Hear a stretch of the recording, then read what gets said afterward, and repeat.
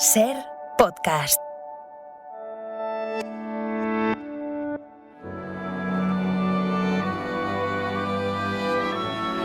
Aquí comienza Sucedió una noche colección, una antología del programa de la SER dedicado al cine clásico. I wanna hide from the sun, I wanna live in the dark, I wanna go to the movies. Nobody's waiting outside, but I feel alright, 'cause I'm here on my own. I can kiss Marion and Jane, I can sing in the rain, I can be Superman. I'll never come out again. Las estrellas míticas, los grandes directores, las películas inolvidables. Dirige y presenta Antonio Martínez. ¿Qué tal, amigos? Bienvenidos a Sucedió una noche colección. Seguro que la mayoría ya me conocéis. Soy Jack Bourbon y me han pedido que me encargara yo de este último programa de colección del verano. En él vamos a recordar a unos cuantos actores del pasado. Fíjate, en la Edad Media, los actores, dudaban hasta si enterrarnos. Pues ahora lo hacen. Si eres bueno, ¿no? Me han pedido que elija a mis 4 actores favoritos del Hollywood clásico. 4 intérpretes míticos que tienen su lugar de honor en el Olimpo cinematográfico y que contribuyeron a hacer del cine ese arte que tanto nos gusta. Las palabras son el lienzo del actor, los labios los pinceles y su lengua los colores de la paleta. Cuando habla, pinta retratos. ¿Queréis saber cuáles son? Pues os lo cuento enseguida. I wanna hide from the sun, I wanna live in the dark, and I'll never come back. El espectáculo está a punto de comenzar, pero no se alarmen ustedes, no les cobraremos la entrada.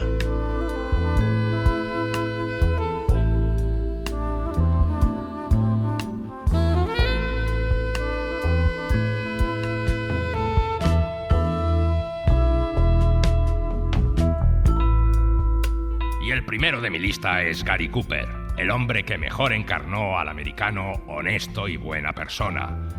Rodó más de 80 películas y jamás interpretó un personaje malvado. En los próximos minutos vamos a recordar su vida y su carrera cinematográfica, aunque vamos a empezar con su muerte. La pista la dio su amigo James Stewart en la ceremonia de los Oscars de 1961, cuando subió al escenario a recoger en nombre de Gary Cooper la estatuilla honorífica que la Academia le concedía por el conjunto de su carrera. Gary Cooper no había podido ir a recogerlo por problemas de salud. Según avanzaba en su discurso, la voz de Stewart se iba quebrando más y más, hasta acabar casi al borde de las lágrimas. Coop, quiero que sepas que con este premio va también todo nuestro afecto, toda nuestra admiración y el profundo respeto que sentimos por tu persona. Estamos muy orgullosos de ti, Coop, tremendamente orgullosos. La duda corrió por todo el auditorio. Cooper debía estar muy enfermo. Y era cierto, el actor padecía un cáncer inoperable y estaba al borde de la muerte. Pocas horas después, el hogar de los Cooper se llenó de telegramas preguntando por su salud. Telegramas del Papa Juan XXIII, de la Reina Isabel de Inglaterra o una llamada del mismísimo presidente Kennedy. 4 semanas después, el 13 de mayo de 1961, Gary Cooper fallecía a los 60 años de edad. Gary Cooper receives Movieland's farewell. Director John Ford arrives at the Church of the Good Shepherd in Beverly Hills.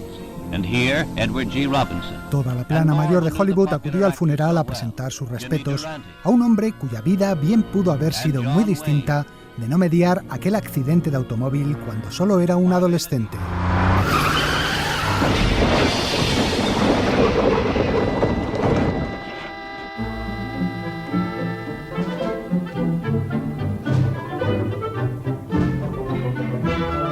Todo el mundo en la localidad de Helena conocía al hijo del juez Cooper, un inglés emigrado a Estados Unidos que llegó a ser magistrado del Tribunal Supremo de Montana.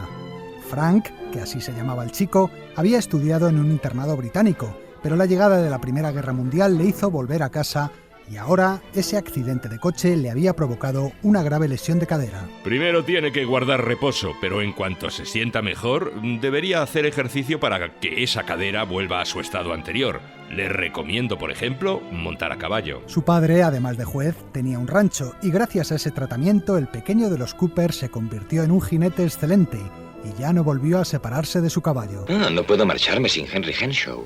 ¿Su socio? No, es mi caballo. No puedo abandonarlo con las riendas sueltas. En 1924 su padre dejó su puesto de juez y se trasladó con la familia a Los Ángeles. Un día el joven Frank se encontró en la calle a unos vaqueros que conocía de Montana, que ahora trabajaban de extras en el cine y le animaron a que se uniera a ellos. Si se cae y se rompe un hueso no pretenda cobrar más. Y si se mata no le pagamos el funeral. ¡Vamos, monte! Me da usted muchos ánimos. Vamos, monte, deprisa. Fue así como Frank Cooper empezó su carrera en el cine, haciendo de extra y especialista a caballo. Primero galopando al fondo en las películas del oeste y poco a poco acercándose cada vez más a la cámara hasta interpretar pequeños papeles. Fue entonces cuando cambió su nombre. Lo contaba su hija, Maria Cooper. Cuando su carrera empezó a despegar, su agente Nam Collins le dijo que tenía que cambiarse el nombre porque ya había un actor llamado Frank Cooper. Ella había nacido en un pueblo de Indiana llamado Gary y le dijo, ¿qué tal ese nombre? Y él lo aceptó.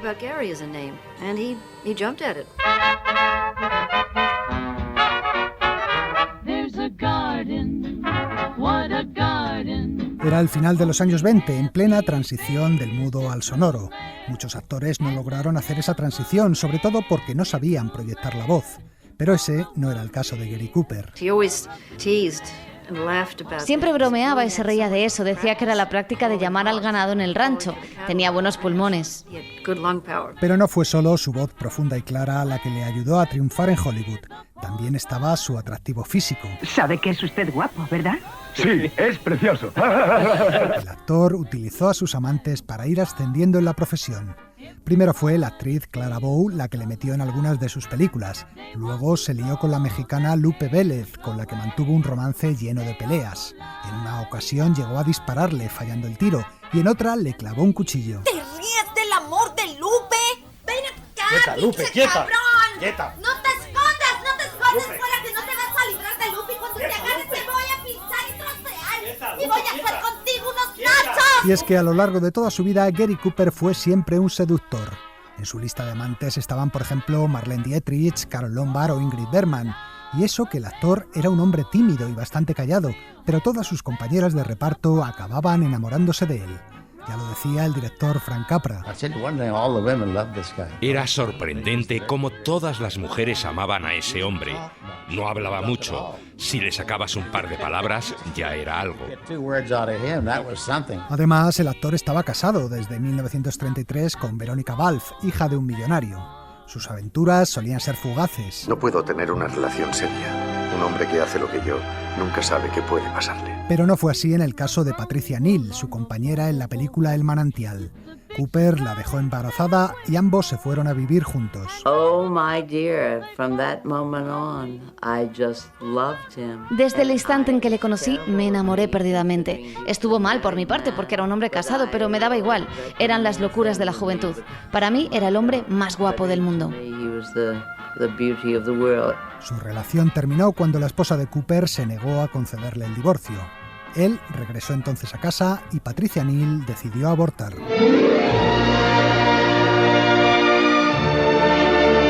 Pero volvamos a su carrera cinematográfica. Sus primeros éxitos llegaron en 1930 con sus primeras películas sonoras, el western El Virginiano y en especial Marruecos, en la que compartía reparto con Marlene Dietrich, recién llegada a Hollywood. ¿Lleva mucho tiempo en la Legión? Va a hacer 3 años. ¿Y usted, mademoiselle, lleva mucho tiempo en el teatro? Lo suficiente. A lo largo de los años 30 y 40, Gary Cooper se convirtió en una de las principales estrellas del cine americano, rodando todo tipo de películas. Dramas bélicos como Adiós a las armas, películas de aventuras como Bogues o Tres lanceros bengalíes, westerns, películas de gángsters y también comedias. A mí también me ha conturbado su presencia. ¿De verdad? 2 veces para ser exactos. La primera cuando se apoyó en mi hombro para explicarme lo que era el boogie boogie. Sentí su aliento en mi oreja. La segunda ayer tarde cuando estaba junto a la ventana y el sol se reflejaba en su cabello. ¿Y qué hizo usted? Salí de la habitación, mojé un pañuelo en agua fría y me lo puse en la nuca, aquí donde están los centros nerviosos. ¡Qué encanto! Howard Hawks le dirigió en Bola de Fuego. Lubitsch en Una mujer para dos y Frank Capra en El secreto de vivir y en Juan Nadie. Voy a hablar sobre nosotros, los hombres medios, los Yondu. Si alguien os preguntara cómo es Yondu, no podríais contestarle porque es 1.000.000 de cosas a la vez. Él es el señor grande y el señor pequeño. Es sencillo e inteligente. Es honesto, aunque tiene una pizca de ladronzuelo en su corazón. Trabajó en 7 películas a las órdenes de Henry Hathaway y en 4 junto a Cecil B. DeMille. Títulos como Los Inconquistables, Policía montada del Canadá o Buffalo Bill, donde daba vida a uno de los mitos del viejo oeste. Wild Bill Hickok.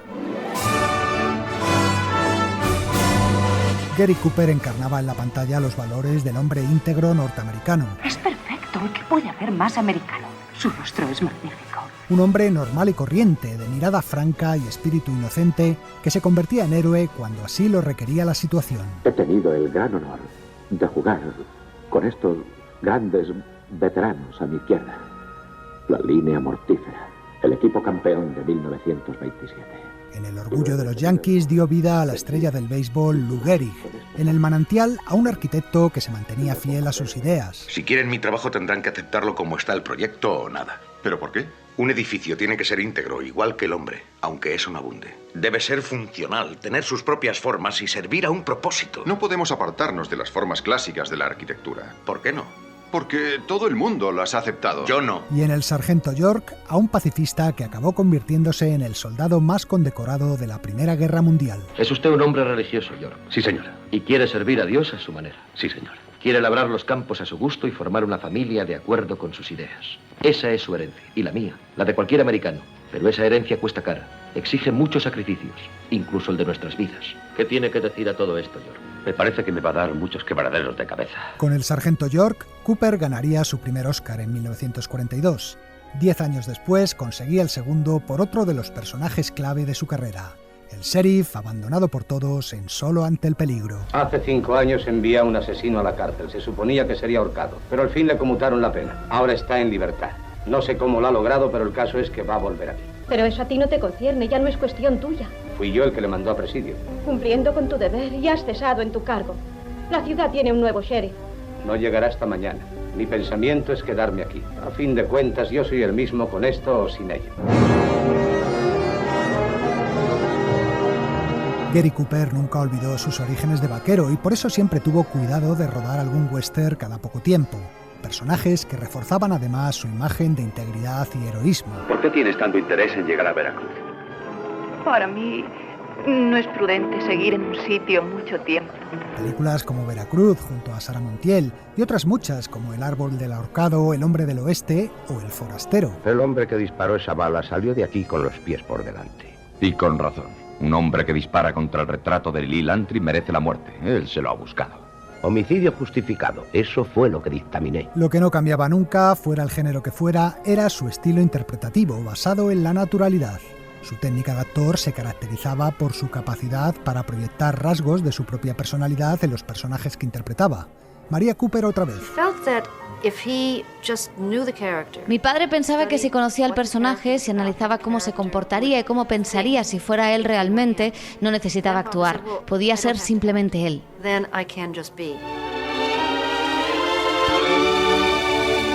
En 1943, Gary Cooper protagonizó Por quién doblan las campanas, basada en la obra de Ernest Hemingway, y en la que el actor interpretaba a un brigadista americano en la Guerra Civil Española. Dinos, inglés, ¿por qué has venido desde tan lejos para luchar por nuestra república? Un hombre lucha por lo que cree, Fernando. ¿Pero en su propio país? Puede que te parezca que me estoy metiendo donde no me llaman, pero yo no lo pienso así. Aquí no solo está implicada España, sino Alemania e Italia por un lado y Rusia por el otro, y los españoles justo en medio de todo. Los nazis y los fascistas están en contra de la democracia. A partir de esa película iniciaría una gran amistad con Hemingway. Le encantaba salir a cazar y al campo, y como mi padre no se sentía un actor realmente, pues no se daba aires de Hollywood. Entre Hemingway y él se forjó una amistad natural. Había un fuerte vínculo entre ambos. Y eso que ideológicamente eran muy diferentes. ¿Has sido siempre republicano? ¿Y tu padre? Por supuesto. Toda su vida votó a los republicanos. Gary Cooper era un republicano conservador. Durante la época de la caza de brujas fue uno de los primeros en declarar ante el Comité de Actividades Antiamericanas. Más probable es que hayas hablado en contra mía. Pues no, Cooper se negó a delatar a nadie y solo comentó que había rechazado algunos guiones porque contenían elementos comunistas. Nunca he leído a Marx ni conozco las bases del comunismo. Solo sé lo que he oído y no me gusta. Es una falacia.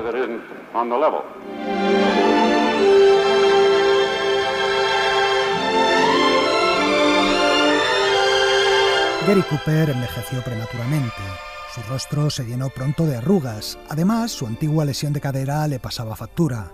Entre sus últimas películas destaca sobre todo La Gran Prueba, dirigida por William Wyler, en la que interpretaba a un cuáquero pacifista en la Guerra de Secesión. A veces me he preguntado, ¿qué haría si algún día viera a mi familia en peligro y a mi mujer y a mis hijos amenazados? Si llega esa prueba, solo puedo decir que espero y ruego poder ser instrumento del Señor. Esa prueba está muy cercana.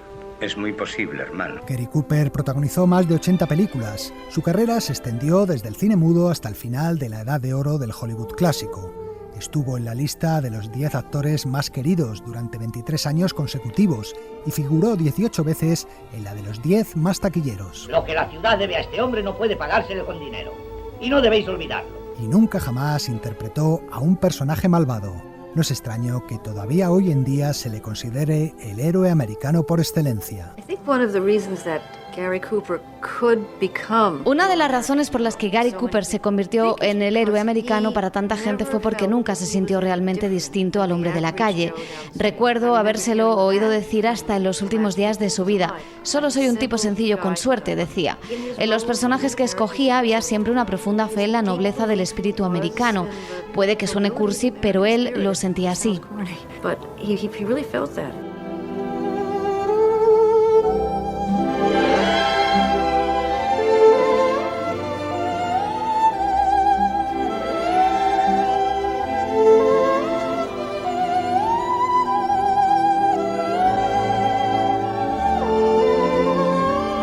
Sucedió una noche. El cine clásico en la SER.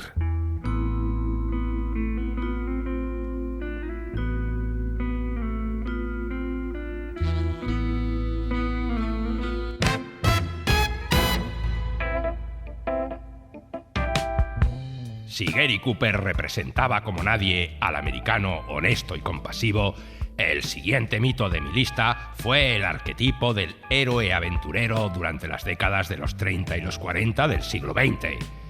Fuera de las pantallas, en cambio, era el tipo más juerguista y mujeriego de la comunidad hollywoodiense. Su vida estuvo plagada de excesos y escándalos. Os estoy hablando de Errol Flynn.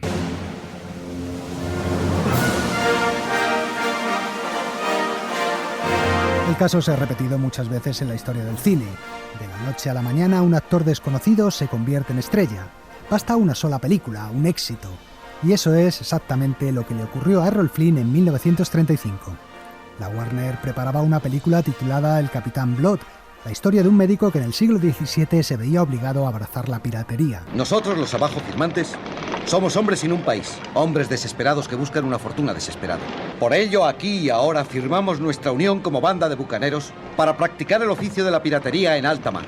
Nosotros, los cazados, seremos cazadores. El protagonista elegido para la película era Robert Donat, pero cuando estaba a punto de empezar el rodaje cayó enfermo. Los productores buscaron deprisa y corriendo un sustituto y se acordaron entonces de un joven actor que tenía un gran parecido físico con Donat. Incluso llevaba un bigotito idéntico al suyo.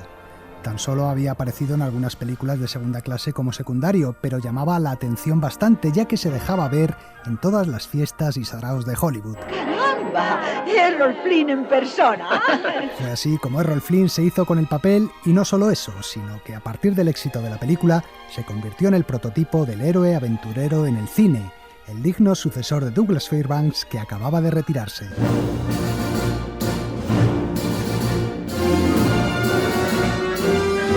En poco más de 20 años, Errol Flynn rodó cerca de 60 películas, algunas de las cuales están entre lo mejor del género de aventuras. Fue un militar británico en la guerra de Crimea en la carga de la Brigada Ligera. espadachín en El príncipe y el mendigo, e hizo de General Custer en Murieron con las botas puestas. Estos hombres han combatido ya en 36 encuentros y han limpiado y pacificado esta frontera ellos solos. Fue también el arquero de Sherwood en Robin de los Bosques. Organizaré una revuelta. Tendréis muerte por muerte. Y no descansaré hasta que todos los sajones del condado se alcen libres y puedan luchar por su rey Ricardo. Corsario de la reina Isabel I en El Halcón del Mar y su amante y general de confianza en la vida privada de Elizabeth y Essex. ¿Dónde está el tesoro de la flota española? Por desgracia, vos ordenasteis regresar a la flota de Cádiz antes de que ejecutara mi plan. Por desgracia, el tesoro de la flota española yace en el fondo del puerto de Cádiz, mientras Essex ganaba fama para sí tomando la ciudad. Era lo único honroso que podía hacer por la gloria de Inglaterra. Por la gloria de Essex. Hizo westerns como Camino de Santa Fe o Dodge City, Ciudad sin ley. Ahí viene lo que nos ha dado de comer estos 6 meses. Con que así son las máquinas de tren, como una cafetera sobre ruedas. Vamos a saludar al coronel. Películas bélicas como Objetivo Birmania. Conviviendo con estos muchachos, llega uno a comprender su gran espíritu, su valor. Saben que la muerte está al acecho y tienen miedo, pero cumplirán con su deber. E incluso lució músculos poniéndose los calzones de boxeador en Gentleman Jim. Mamá, ¿por qué papá no tiene esa pinta en calzoncillos? Antes la tenía. Ah. Michael Curtiz y Raúl Walsh fueron sus directores más habituales, y Olivia de Havilland, con la que compartió reparto en 9 ocasiones, su pareja ideal. Habéis perdido vuestro rango, vuestras tierras. Sois un proscrito cuando podíais vivir cómodamente y con tranquilidad. ¿Qué recompensa esperáis? ¿Recompensa? No lo entendéis, ¿verdad? Creo que empiezo ahora. La última película notable de su ciclo aventurero fue King de la India, estrenada en 1950. Bueno, pequeño Said, ¿qué tienes para mí? Mañana por la noche. Ella dice que vayas cuando la luna se haya puesto. Bien hecho, amigo del mundo entero. La gratitud es buena para el oído, pero una rupia es mucho mejor para el estómago. Algún día serás un estupendo comerciante. ¿Y montaré a caballo y llevaré una capa como esa? Oh, no. Solamente hay Ubalí. Además, una capa así cuesta muchas rupias. En Kim de la India, Errol Flynn hacía de comerciante árabe, pero el actor era en realidad australiano. Había nacido en la isla de Tasmania y su juventud estuvo siempre dominada por un espíritu inquieto, muy parecido al de sus personajes. De niño fue un chico pendenciero al que expulsaban de todos los colegios. No tengo más remedio que expulsarle a usted de la academia.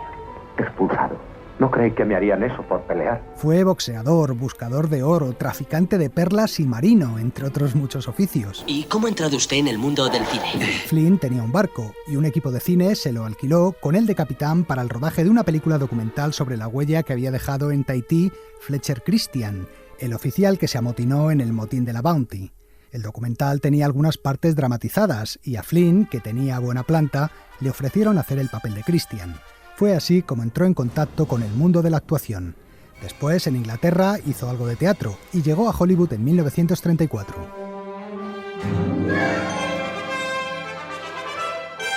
Errol Flynn vivió y murió como le gustaba. Era un hedonista que buscaba siempre el placer. Protagonizó infinidad de escándalos y lo más curioso es que el público siempre le perdonó todo. La gente le admiraba por sus proezas tanto dentro como fuera de la pantalla. A fe mía que sois un bribón audaz. Me gustáis. Era un hombre de carácter extrovertido y muy querido por todas las estrellas. Y seguro que conoces a Errol. Señor Flynn, sí. Kate Hepburn, la de la mandíbula prieta tan encantadora como siempre. Deberías usar el jabón de manos Lux, yo lo uso. Siempre estaba dispuesto a gastar bromas. A Olivia de Havilland, por ejemplo, le metió una serpiente viva en su vestido.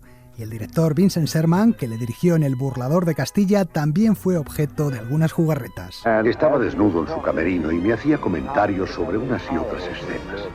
Y mientras hablaba se quitó una toalla que llevaba en la cintura y me quedé de piedra, porque se había hecho un postizo de unos 40 centímetros. Como seductor no tenía rival en Hollywood. Veamos cómo empieza el juego. Oh, ya lo sé, donde decíais que estáis enamorada de mí. Tuvo cientos de amantes. En lo alto de una colina de Mulholland Drive construyó su mansión, pensada como un templo del sexo.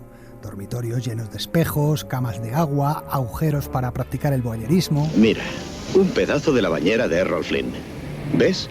Marca la altura del agua según hubiera una persona, 2 personas, 3 personas. Lo cogí en su finca Los Pinos. Los fines de semana reunía a sus amigos y juntos se lanzaban a orgías que duraban varios días. ¡Preparados, muchachos! ¡Primero de Michigan! ¡Carguen! historia frívola de Hollywood está llena de leyendas y proezas sexuales que tuvieron lugar en esa casa. Magnífica carga, muchachos. Sargento, que se atienda a los heridos. Y además de la casa estaba el Zaka, su yate, al que actor llamaba cariñosamente la Triple F, Flynn's Fucker Flyer, el velero copulador de Flynn. Tenéis que venir a navegar. Este fin de semana voy a Catalina. Incluso he convencido a la deliciosa señorita de Havilland y a su no menos cautivadora hermana de que vengan. Atacaremos a esos dos monumentos de prístina belleza británica a pesar de todo. Pronto las orgías del Zaka empezaron a trascender. No había puerto en el que atracase que no fueran sonadas sus fiestas, borracheras y peleas. Como decía la publicidad de su película, los mares se tiñen de rojo tras el paso del Capitán Blood. Pero en 1943 la diversión se cortó de golpe el día en que dos policías llamaron a su puerta. Señor Custer, se le acusa de un delito grave. Fue acusado de violación por dos jóvenes y llevado a juicio. En realidad el asunto llegó ante el juez al negarse el actor a pagar el chantaje que le exigían las presuntas víctimas. El juicio se convirtió en un circo con la prensa aireando todos sus trapos sucios y cientos de fans aclamando al actor a las puertas del juzgado. Han preparado todo esto solo para cazarte. Bien, ¿y qué? ¿Qué haremos sin ti si eso sucede? ¿Esas tenemos? Os habéis convertido en unos cobardes comodones. ¿Dónde está vuestro amor a la aventura y al riesgo? Al final, un jurado compuesto por 9 mujeres y 3 hombres le declaró inocente y Flynn siguió con su vida de juerguista. Pero si los escándalos no podían con él, otro enemigo en cambio empezaba a destruirle poco a poco. Jay, solo por curiosidad, ¿estás borracho? No. Bueno, pues yo sí. Errol Flynn se había convertido en un alcohólico y también en un adicto a la morfina y a la cocaína. De esta forma comenzó su decadencia. Cada vez menos productores querían contratarle. Los años 50 supusieron para él una cuesta abajo imparable. ¿Sabéis una cosa? Ya nadie parece prestarme tanta atención. A lo mejor el mundo se ha enterado del estado de tu cuenta. Esa posibilidad no hay que descartarla. Le perseguían los acreedores, el fisco americano y sus exesposas. El actor se declaró en bancarrota. ¿Bancarrota? ¿Cómo te ocurrió eso? De dos maneras, gradualmente y de pronto. El golpe final se lo dio un proyecto fallido para el cine sobre la historia de Guillermo Tell, en el que invirtió el poco dinero que le quedaba. El actor dejó Hollywood y buscó refugio en Europa. Aceptó presentar una serie producida en Inglaterra, El Teatro de Errol Flynn. Debido al austero plan de las producciones televisivas, repetir una escena era un lujo impensable. Por eso, varios de los episodios contienen escenas en las que presentan a un Flynn claramente borracho. He estado bastante mal, ¿verdad? No importa, todos tenemos malos momentos. Peor aún resultó cuando aceptó interpretar en el teatro una versión de Jane Eyre. Lo recordaba el actor Ralph Bellamy. Hacía que le pusieran vasitos de vodka en la mesa o en las mesillas del escenario. Durante la representación, Errol daba la espalda al público y se bebía su vasito de vodka. En Fiesta y en Demasiado pronto para vivir, dos de sus últimas películas, también hacía de borrachín, quizá para disimular el estado habitual en el que se encontraba. ¿Sabéis una cosa? Me han echado de 3 cafés desde la última vez que os vi. Pero estas señoritas me rescataron. Preciosidades. ¡Camarero! ¡Camarero! ¡Camarero! Errol Flynn era consciente, la carrera del mayor amante del cine estaba llegando a su fin. Señoritas, me despido de ustedes agradecido. Por llamar, vuelva usted, vuelva. El 14 de octubre de 1959, su corazón se negó a seguir latiendo y sufrió un colapso. El médico que firmó su certificado de defunción le calculó 75 años, aunque tan solo tenía 50. Cuenta la leyenda que sus amigos metieron 6 botellas de vodka en su ataúd para hacerle más llevadero el tránsito a la otra vida.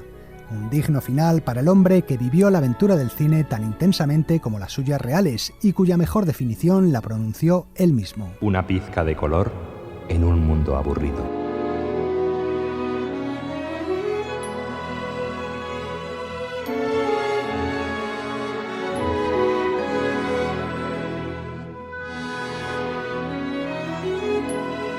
El cine clásico en la SER. Sucedió una noche.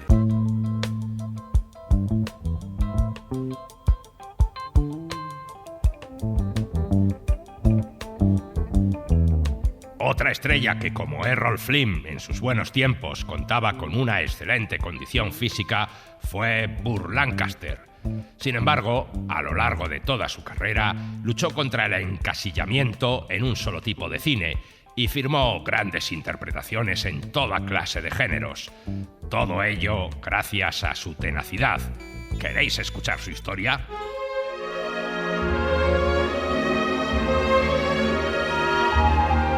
Me desperté un día siendo una estrella.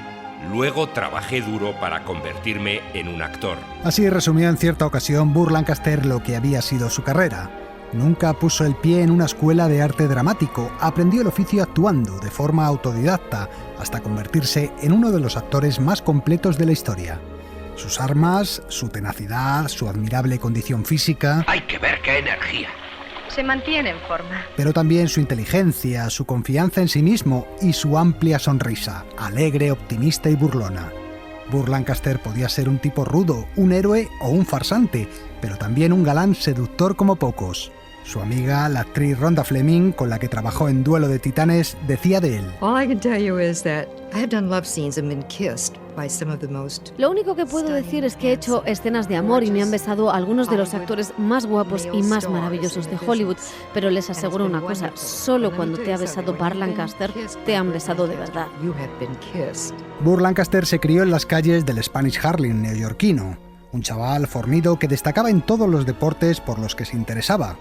Gracias a una beca de baloncesto fue a la universidad, pero enseguida se cansó de los libros y se buscó una ocupación más acorde con su energía desbordante. Los extraordinarios hermanos Carabelli, los acróbatas supremos. Jamás se ha visto nada igual en toda Lombardía. Burt Lancaster se unió a un circo, trabajando en él como acróbata durante 6 años, hasta que una lesión en la mano le obligó a abandonar la profesión. No está tan destrozado como había. Lo que tiene destrozado es el corazón. Era un gran acróbata. ¿De qué le sirve la vida a un pájaro si no puede volar? Y entonces llegó la Segunda Guerra Mundial. Lancaster sirvió en una unidad de servicios especiales que organizaba espectáculos para entretener a los otros soldados.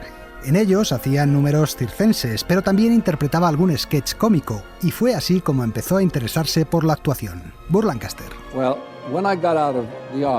Cuando salí del ejército conocí a un hombre en un ascensor que me preguntó si era actor, y yo le dije que sí, que era un actor mudo.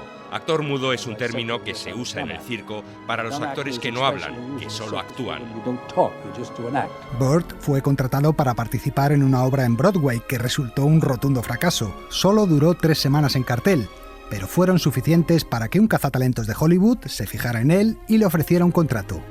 Tenía ya 32 años cuando en 1946 debutó en el cine, haciendo de boxeador fracasado en la película Forajidos, al lado de la mismísima Ava Gardner. ¿Le gusta el boxeo? Jamás he visto un combate. No bromee. ¿De veras? Odio la brutalidad, señor Anderson. La idea de 2 hombres deshaciéndose a golpes me pone enferma.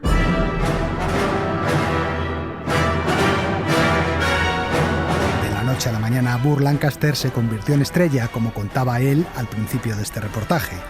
Rodó después varios thrillers más en los que solía hacer de tipo duro, como El abrazo de la muerte, pero enseguida se reveló también como un estupendo héroe de aventuras. Me sorprende comprobar que sigues igual de inconsciente, Dardo. Has matado al halcón. Tal vez ignores que el noble deporte de la cetrería está regulado y protegido por la ley del imperio. Por la ley de la montaña, todo halcón está al alcance de un cazador. Tus halcones estarán a salvo mientras no cacen en mi parte de la montaña. En El halcón y la flecha primero y en El temible burlón después, Lancaster y su viejo amigo de los tiempos del circo, Nick Cravath, hacían todo tipo de escenas acrobáticas sin necesidad de especialistas. ¿Puedes hacerlo? ¿Seguro? Lo haremos. Rodó más películas de aventuras, como Su Majestad de los Mares del Sur, pero Lancaster no era alguien al que pudieran encasillarle. Estaba decidido a ser un gran actor. Cuando se cree firmemente con imaginación que es verdad una cosa, lo es para uno. A lo largo de toda su carrera, Burt Lancaster siempre persiguió el circense más difícil todavía. Rhonda Fleming otra vez. Burt jamás jugó a ser la estrella de cine, nunca adoptó esa actitud. Creo que su talento como actor era un don innato y sentía un desafío en todo lo que hacía. Tenía que superar retos todo el tiempo. Ya a finales de los años 40 montó su propia productora para poder acceder a personajes más dramáticos, y en 1953 llegó su gran oportunidad. Nunca imaginé que pudiera ser así. Nadie me había besado nunca como tú. ¿Nadie? No, nadie. You vowed your love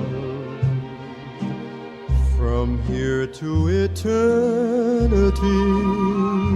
Burt Lancaster besaba como nadie a Deborah Kerr en una playa hawaiana y conseguía su primera nominación al Oscar con De aquí a la eternidad. A partir de entonces empezó a alternar los personajes de acción con otros que exigían una mayor capacidad interpretativa. Rodó bastantes westerns, fue por ejemplo un indio en Apache de Robert Aldrich. Aquí me tenéis, he vuelto con mi pueblo. Es increíble, ningún hombre podría hacer eso. Solo Masai. Seguramente te siguieron los soldados. No, nadie me ha visto llegar. O el sheriff Wyatt Earp en Duelo de Titanes. He aprendido una regla sobre los pistoleros. Siempre hay un hombre más rápido en disparar. Y cuanto más usan el revólver, antes encuentran a ese hombre. Pero también destacó en el género dramático con títulos como Mesas separadas, Vencedores y Vencidos o El hombre de Alcatraz. ¿Dónde encontró ese pájaro?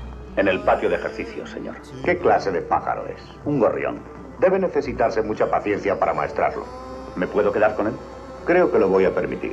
Pero no abuse, Stroh. Hay otra cosa. Necesito alpiste. ¿Alpiste? Sí.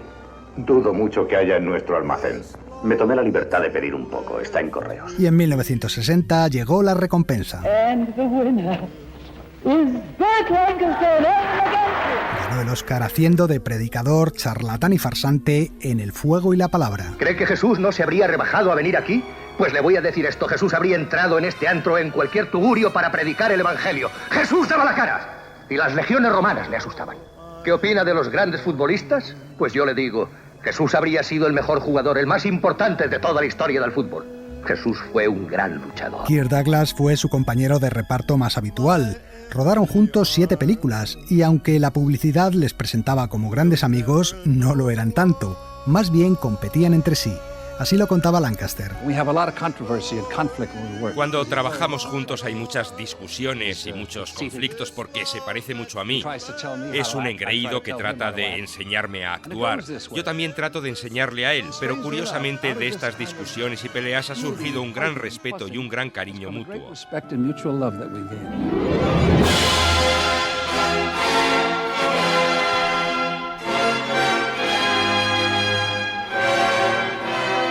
En 1963, el director italiano Luchino Visconti preparaba una adaptación al cine de la novela El gato pardo.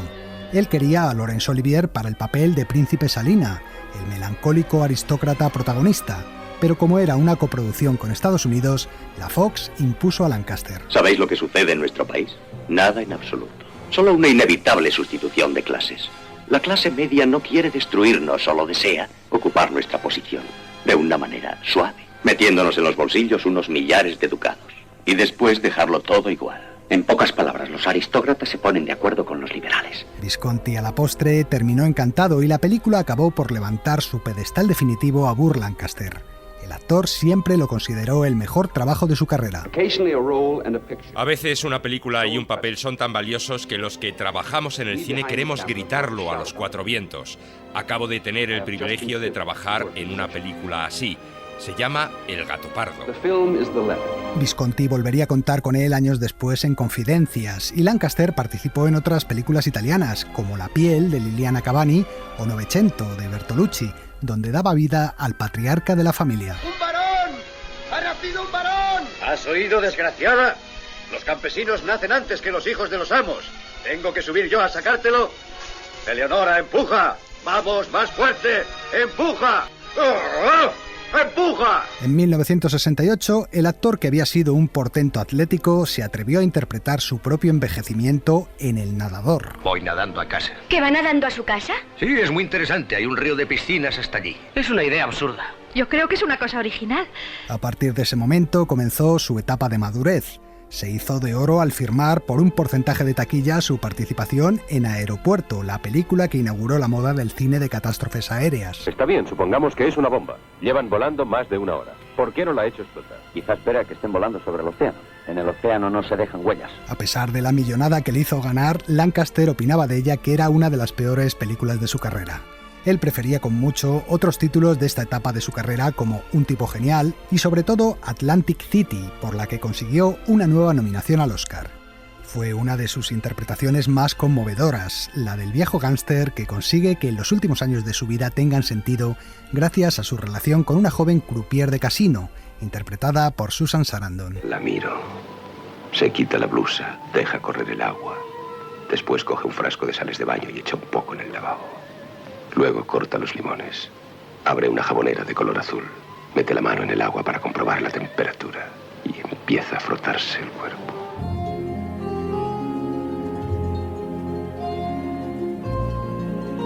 Poco después de rodar esta película sufrió su primer ataque cardíaco. A partir de entonces su salud se volvió débil, lo que afectó mucho a su carrera. Tengo frío. ¿Qué pasa con el sol? ¿No calienta? Durante los años 80 trabajó sobre todo en televisión y en 1989 filmó su última película, Campo de Sueños, al lado de Kevin Costner, en la que daba vida a un viejo jugador de béisbol sin suerte. Nunca llegué a batear con los profesionales. Me hubiese gustado hacerlo, aunque hubiera sido solo una vez. Poder mirar a un pitcher profesional, mirarle y cuando arma el brazo, un guiño. Hacerle creer que sabes más que él. Ese sería mi deseo. En 1990 sufrió un nuevo infarto masivo que le postró en una silla de ruedas y le dejó sin capacidad para hablar. El actor escribió a sus amigos para pedirles que no fueran a visitarle. Deseo que me recuerdes como tú me conociste y no que veas en lo que me he convertido. Así hasta aquel 20 de octubre de 1994. Hermanos y hermanas, adiós. Burt Lancaster sufrió un nuevo ataque cardíaco que acabó con su vida a la edad de 80 años. Se ponía así punto y final a la carrera de este actor que desde las piruetas de las carpas del circo pasó a convertirse en uno de los rostros más significativos del séptimo arte. Como nos recordaba Rhonda Fleming una vez más, Bart interpretó una gran variedad de papeles y te creías todo lo que hacía. Siempre que hacía una película querías ir a verla. Siempre que las pasan por televisión quieres verlas. Esa es la magia y el magnetismo que tenía.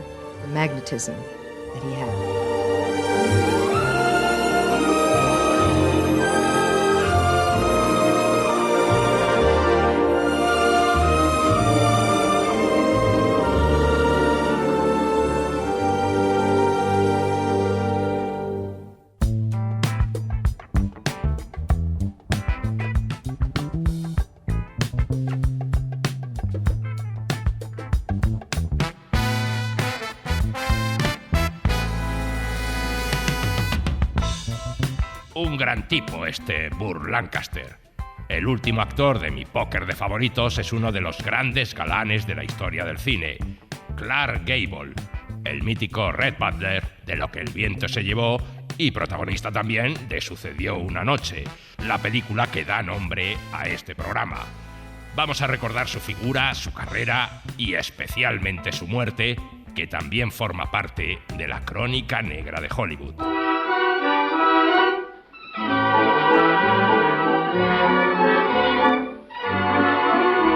Los años 30 del siglo XX fueron suyos. ¡Viene Clark Gable! ¡Clark Gable! ¡Vamos! Vale, el segundo coche. ¡Por ahí viene!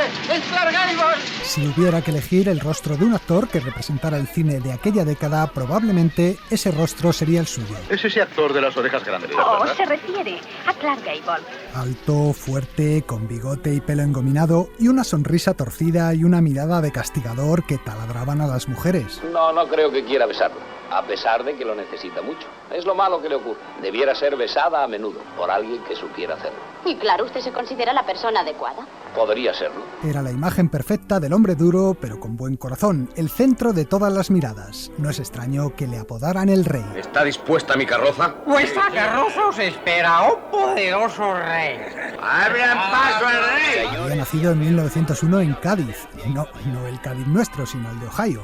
Y desde muy joven se propuso escalar las murallas de Hollywood. Para ello no dudó en utilizar sus encantos varoniles. Dejó plantada a su novia de toda la vida para casarse con Josephine Dillon, una profesora de teatro 14 años mayor que él, que le ayudó a dar sus primeros pasos en los escenarios. Y cuando lo consiguió y dio el salto al cine, también le dio la patada a ella. Pero Clark, yo te adoro. Se divorció y se casó con una millonaria, esta vez 17 años mayor que él, que puso a su disposición una vida de lujo a tono con la estrella cinematográfica en la que se estaba convirtiendo. Era el año 1931 y comenzaba la década Gable. La película de Clark Gable, Melodrama en Manhattan, ha empezado hace 20 minutos. El enemigo público número 1, Alma Libre, La tragedia de la Bounty, San Francisco, Tierra de pasión. Clark Gable protagonizó más de 40 películas en esa década.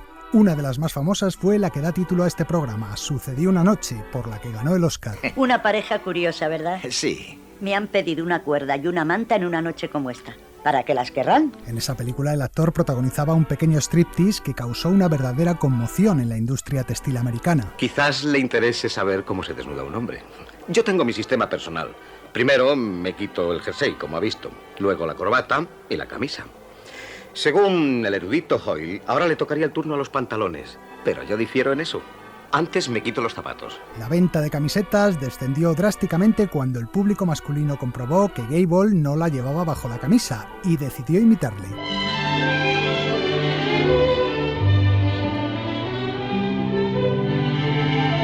Cuando en 1938 se anunció el rodaje de la mayor superproducción filmada hasta entonces, nadie tuvo dudas de que él debía ser el protagonista masculino. Dios mío, ¿qué es esto?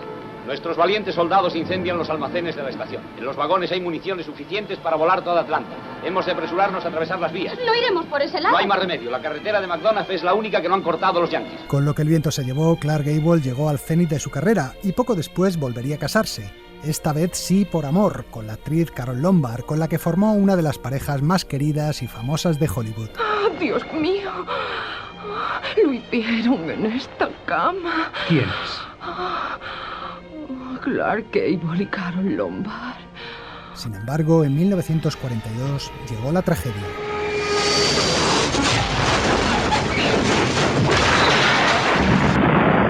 El avión en el que viajaba la actriz se estrelló cerca de Las Vegas. Gable, hundido, abandonó el cine y se alistó en el ejército.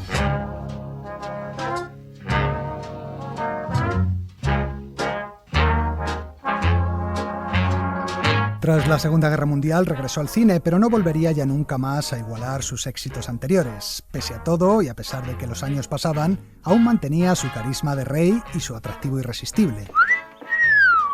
¡Qué piernas más fuertes! Buenas rodillas. Hola, Kelly. Uno de sus mejores trabajos de esta época fue Mogambo, de John Ford, en la que interpretaba a un guía de safaris al que se disputaban Ava Gardner y Grace Kelly. Oiga, señora, no era decirme que había tomado lo nuestro en serio, ¿verdad? Eso pasa en todos los safaris, lo dicen los libros. La mujer se enamora del cazador blanco y nosotros nos aprovechamos. No irá a reprochármelo. Pero ahora vamos a dar un pequeño salto en el tiempo. Estamos en noviembre de 1960. El actor empieza a quejarse del estómago y del pecho y es trasladado a un hospital. Vamos a ver cómo está esto. Bien. Es preocupante, pero no es muy grave. Un electrocardiograma certificó que había sufrido un pequeño infarto. No parecía demasiado grave, pero decidieron dejarle ingresado. Bien, cariño, bajo un rato al vestíbulo y vuelvo enseguida. No te preocupes, cielo, ya sabes que yo con una revista me entretengo. Cuando su mujer regresó a la habitación, se encontró al actor muerto. Lo siento, ya sabes, estas cosas del corazón son imprevisibles. Yo hay una cosa que no entiendo. Usted había dicho que la situación no era grave. Sí, pero tratándose de estas cosas, la situación cambia en segundos. La causa de la muerte de Clark Gable fue un ataque al corazón. Eso decía el informe médico, pero quizá la verdadera causa estaba en el hecho de que pocos días antes había terminado uno de los rodajes más complicados de toda su carrera.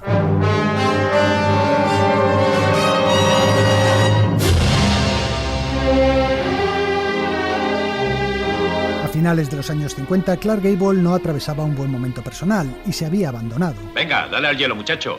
Haremos que corra el whisky y florecerá el desierto. Pues que corra despacio, porque solo hay una botella. Bebía mucho y llegó a pesar 110 kilos, pero algo de repente hizo que cambiara sus costumbres. 14, 15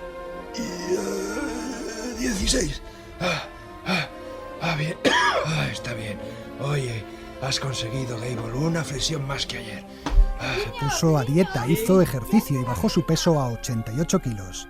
La razón de esos esfuerzos era que John Huston le había ofrecido un papel en su película Vidas Rebeldes, en la que iba a compartir reparto con Marilyn Monroe y Montgomery Clift y que se rodaría en Nevada. Por Nevada, el estado de déjalo todo. ¿El estado de qué? De déjalo todo. Si vienes con dinero y lo juegas, lo dejas aquí. Si tienes penas, las dejarás también. Sobran bombas atómicas, se prueban aquí y a nadie le preocupa su estallido. El lema de Nevada es, todo se va, pero no debéis lamentar que se vaya. Tiene mucha razón. Vidas Rebeldes se rodó en verano en pleno desierto de Nevada, bajo unas temperaturas abrasadoras. Durante la filmación, Clark Gable protagonizó algunas escenas bastante duras él mismo, sin recurrir a dobles. ¡Mira otra vez, Pers! ¡Ya! ¡Ala, que es tuyo, vaquero! ellas fue esta caza de caballos. En una de las tomas tuvo que dejarse arrastrar por un caballo atado a una cuerda.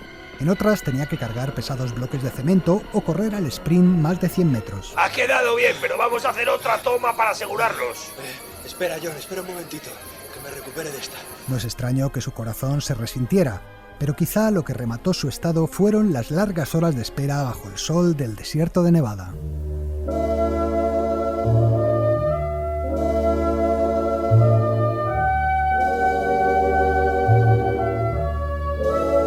La leyenda negra de Hollywood dice que Marilyn Monroe tuvo mucho que ver con la muerte del actor. Vidas rebeldes fue también la última película de la actriz y coincidió con sus peores momentos. Se hartaba de pastillas e incluso hubo que hospitalizarla unos días suspendiendo el rodaje temporalmente. Y cuando rodaba nunca llegaba a tiempo al set. Arriba. Dejadme descansar. Vamos, ya descansarás en otro momento. ¡Bájame! Vamos. Ay, bájame. Ahora tienes que espabilarte. Eso.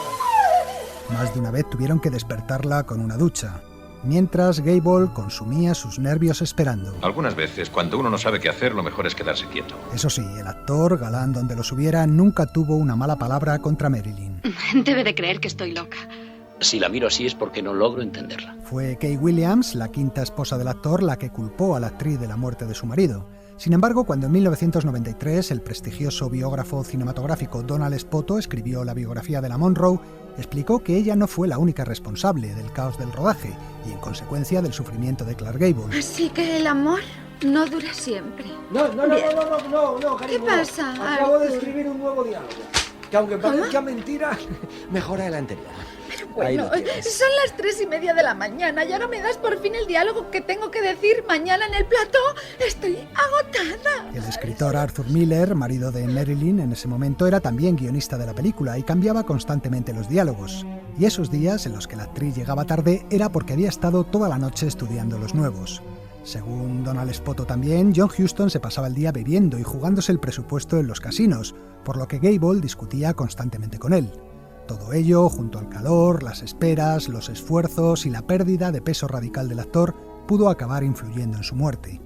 Uno de los diálogos que Marilyn Monroe pronunciaba en la película se convirtió en una premonición. Todos nos estamos muriendo. Todos los maridos y todas las mujeres. Minuto a minuto. Y no nos enseñamos lo que realmente sabemos. Marilyn sobrevivió 9 meses más. Clark Gable murió 12 días después de terminar Vidas Rebeldes. Tenía 59 años. Todo tiene un final. Eso es lo que siempre me ha horrorizado. Pensar que todo termina. Su quinta esposa estaba embarazada de 4 meses. El actor no llegó a conocer a su hijo.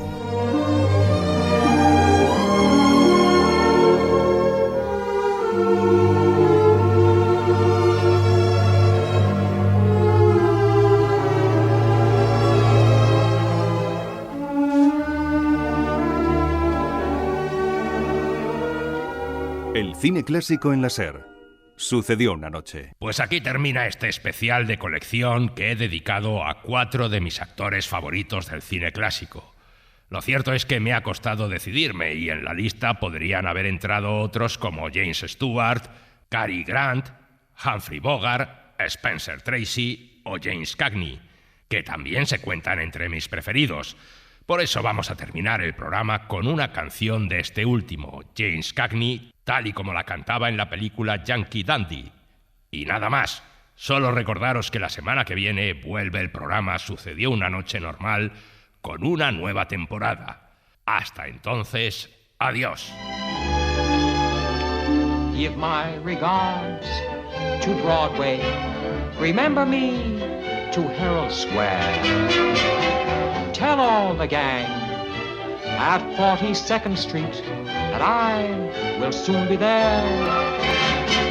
Whisper of how I'm yearning to mingle with that old-time throng. Give my regards to old Broadway and say that I'll be there ere long. We'll give your regards to Broadway. Remember you to Herald Square. We'll tell all the gang at 42nd Street that you will soon be there. We'll whisper of how you're yearning to mingle